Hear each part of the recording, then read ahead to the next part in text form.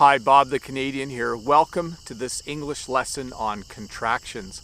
If you don't know what a contraction is, it's when we take two words like do and not and we combine them together into don't. Sometimes when you're learning English, this can be a bit of a challenge, but using contractions can really help you sound like a native speaker. We use contractions a lot. So in this video, I'll help you learn eight of the most common English contractions, and I'll give you examples on how to use them.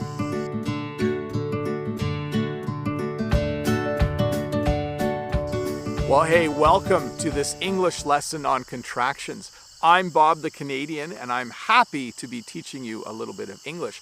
If you are new here, don't forget to click that red subscribe button below. And if this video helps you learn a little bit of English, please give me a thumbs up.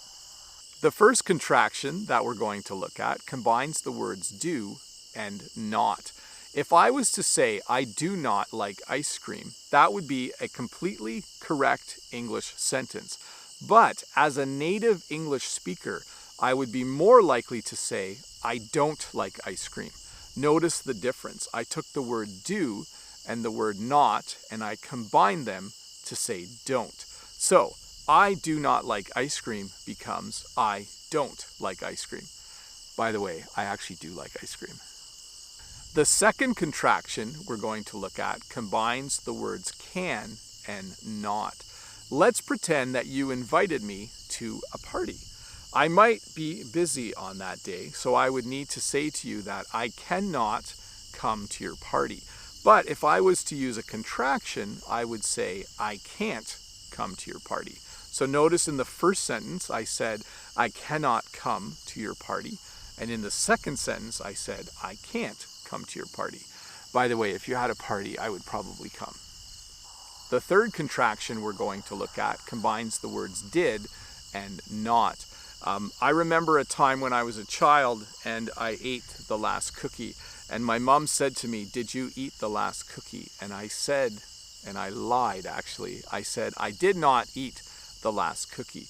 But if I say that sentence with a contraction, I would say, I didn't eat the last cookie. So the full version with no contraction, I did not eat the last cookie. Or the version of that sentence with a contraction, I would say, I didn't eat the last cookie. I did actually eat the last cookie. The fourth contraction that we're going to look at combines the words will and not. When I was a teenager and I started driving my dad's car, he said to me, I don't want you to drive over the speed limit. And I responded by saying, Dad, I will not drive over the speed limit.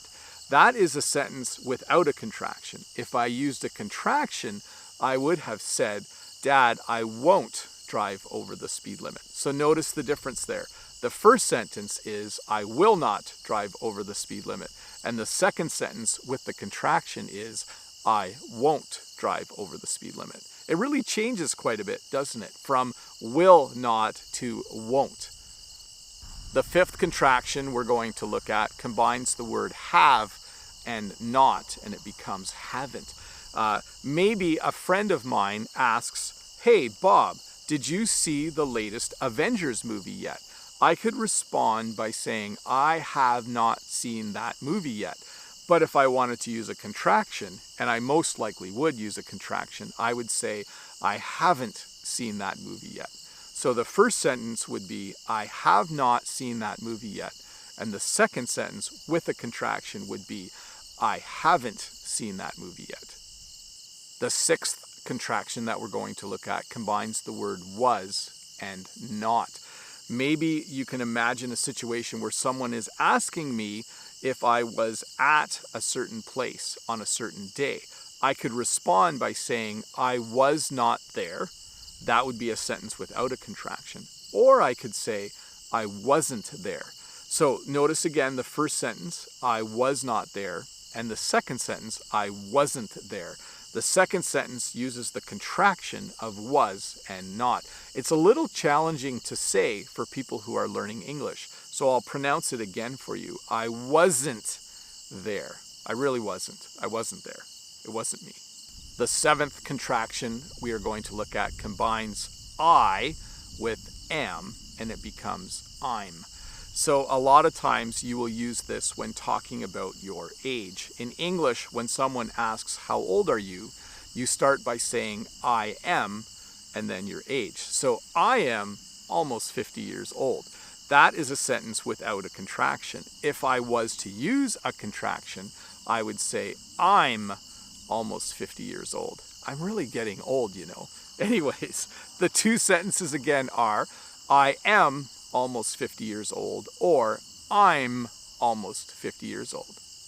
The eighth contraction we're going to look at combines I and will, and it becomes I'll. So maybe someone asks you, what time are you coming to my house? And you could respond by saying, I will be there at 8 o'clock.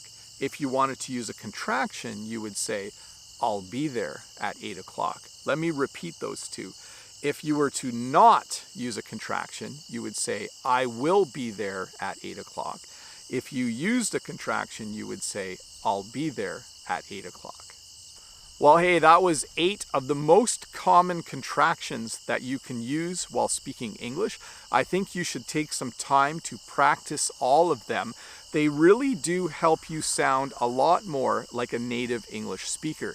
Native English speakers use contractions a lot. Anyways, thanks for watching this English lesson on contractions. I'm Bob the Canadian. You are learning English with Bob the Canadian. It was really fun to make this video for you, and I hope that you're having a good day. And if you have time, why don't you stick around and watch another video.